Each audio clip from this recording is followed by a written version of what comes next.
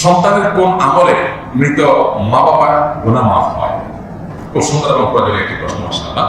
সন্তানের কোন কোন আমলে মা বাবার উপকার হয়? এর উত্তর হলো যে সাধারণত বান্দা নিজের আমল তার নিজের উপকার পায়। আল্লাহ বলেছেন লাইসাল ইনসানু ওয়া লাইসাল ইনসানু ইল্লা মা সাআ। মানুষ নিজের জন্য যেটা পরিশ্রম করে কামাই করেছে, উপার্জন করেছে, সওয়াব আহরণ করেছে, এটাই তার। আরেকজন তার টাকা কামাই করে দিবে না, দিতে পারে না। এটা হলো সাধারণ কথা।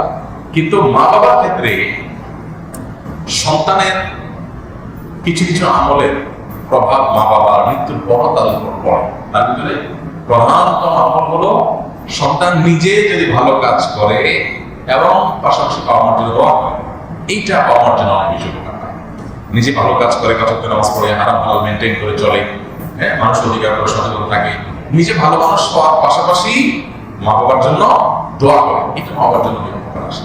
আমরা সে হাদিস অনেকেই শুনেছি, বাবা নবী সাল্লাল্লাহু আলাইহি ওয়াসাল্লাম বলেছেন ইদা মাতাল ইনসানু ইনকাতা আনহু আমালুহু, মানুষ যখন মারা যায় তার আমলের ধারা তার থেকে বিচ্ছিন্ন হয়ে যায়। ইল্লা আনহা, তবে তিনটা আমলের ধারা মানুষের মৃত্যুর পর বন্ধ হয় না। এর ভিতরে একটা হলো এই আওয়ালাদুন সালেহ ইয়াদউ লাহু, যদি কোনো নেক সন্তান থাকে যে নিজে ভালো মানুষ পাশাপাশি বাবা মার জন্য দোয়া করে, এটা তার জন্য খুব বেশি উপকার হয়। আমরা সাধারণত যেটা করি, মা বাবা মৃত্যুর পর আমরা চাই যে জীবন দশায় আমি মাকে বাবাকে স্নেহ করেছি, মমতা দিয়েছি, ভালোবাসা দিয়েছি, খাবার দিয়েছি, আদর আত্মি করেছি, কিন্তু এখন তাদের করতে পারতেছি না। আমরা কিছুটা করতে চাই বাবা মার জন্য।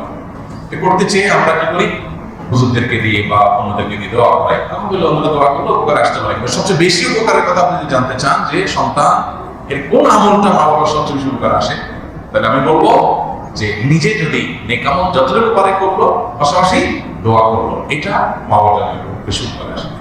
কোন হাদিস থেকে আমরা জানতে পাই যে কোন কোন কবরবাসীকে আল্লাহ তাআলা জান্নাতের যে নেয়ামতটাকে ভোগ করাচ্ছিলেন, এটা তার ক্লাসটা উন্নীত হয়, আপার ক্লাসের নেয়ামত সে পেতে থাকে।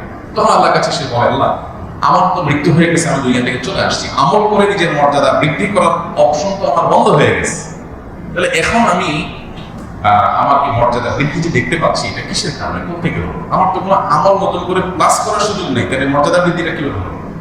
তখন তাকে বলা হবে আল্লাহ তরফ থেকে যে তোমার সন্তান দুনিয়াতে রেখে আসছো, নেক সন্তান, নামাজি কালামি হালাল হারাম মেনটেনকারী ভালো সন্তান, সেই সন্তান তোমার জন্য দোয়া করেছে, এই দোয়ার বিনিময়ে তোমার ক্লাস উন্নতি করা হয়েছে।